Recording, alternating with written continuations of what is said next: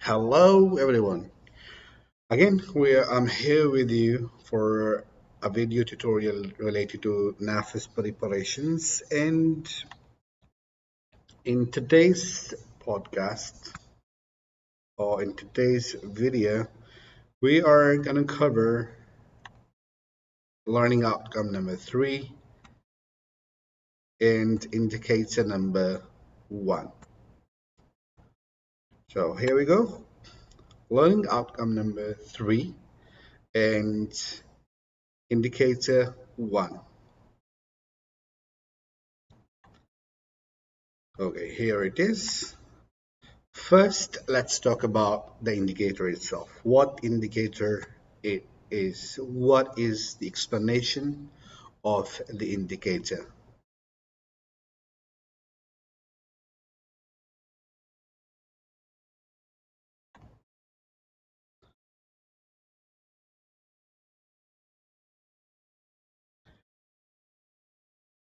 The indicator is distinguishing between phrases, sentences, and ideas of the text. So we have to distinguish between three terminologies mainly: phrases, sentences, ideas in a text, defining the phrases, and aesthetic expressions. And the next task will be we will express our opinions about the aesthetic expressions that are used in the text. So let's start with phrases. What do we call phrase or phrases? Phrase is a group of words. It's a small group of words that work together as a unit. However, it does not form a complete thought. It is a group of words that does not convey full meaning. What are the reasons? Because it lacks a subject. The subject of is missing in a phrase. A verb could be missing in a phrase, or both could be missing. So phrases are often used to add detail or imagery in a text. Why do we use them? To add a detail or sometimes to add imagery in a text. So what we conclude here is a group of words that does not convey full meaning. For example, on the table is a phrase.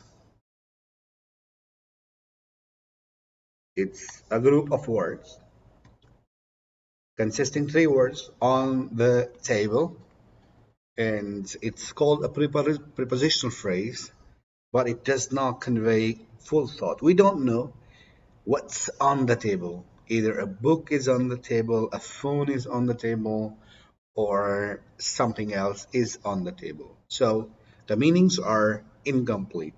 So this kind of group that does not convey full meaning is called phrase. Some other examples of phrase: in a hurry, as quickly as possible, on the table, under the broad moon, between the two buildings. If you see, one thing is common among all of these groups, that we do not understand a complete thoughts. They do not give full meaning.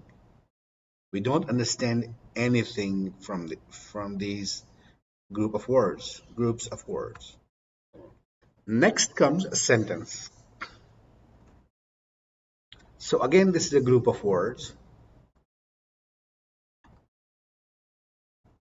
and it expresses a complete thought.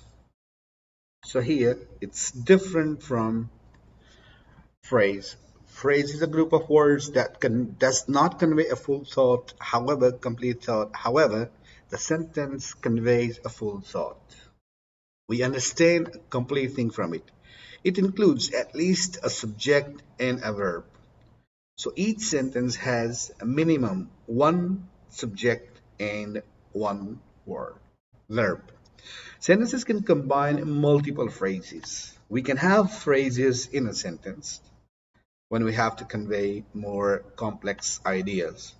So within a sentence, we can have many phrases. But phrase does not convey a complete thought. However, a sentence conveys a full thought. We understand something from a sentence, but we understand nothing complete from a phrase. Consider the example below here. I have to go to school 5 days a week. This is a complete sentence.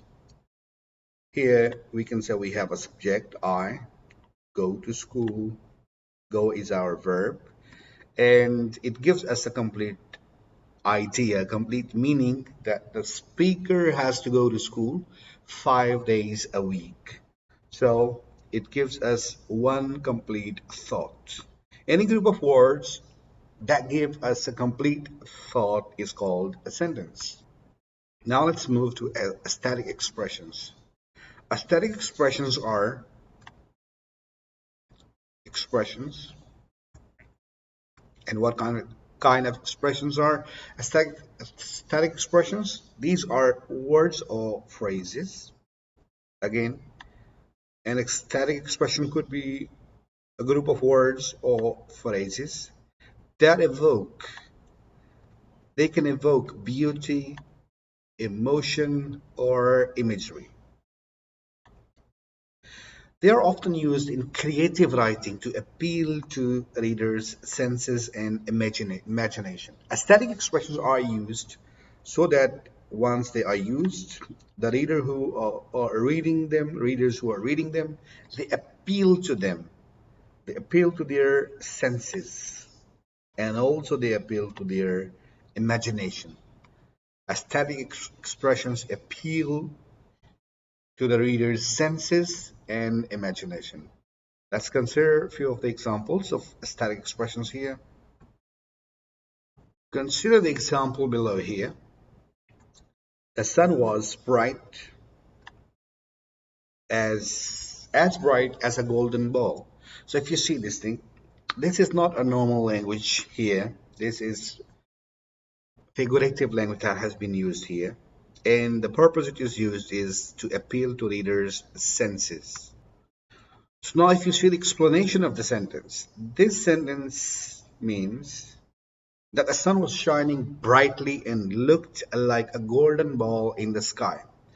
So we can see here the sun was shining brightly. Here, if it's something is shiny, it appeals to our sense of sight. We can see it. So this aesthetic expression is appealing to our sense of sight.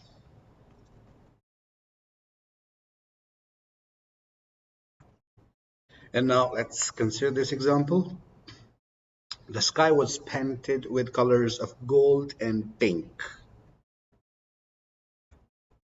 So this particular aesthetic expression, it means how does the sky look like? The sky looked beautiful during sunrise or sunset, as if an artist had painted it. So again, this is evoking beauty of sky. This particular aesthetic expression, it is evoking the beauty of the sky at the time of sunset or sunrise. So that's the way aesthetic expressions are used in writing. And again, I repeat, they are used so that they appeal to readers' senses.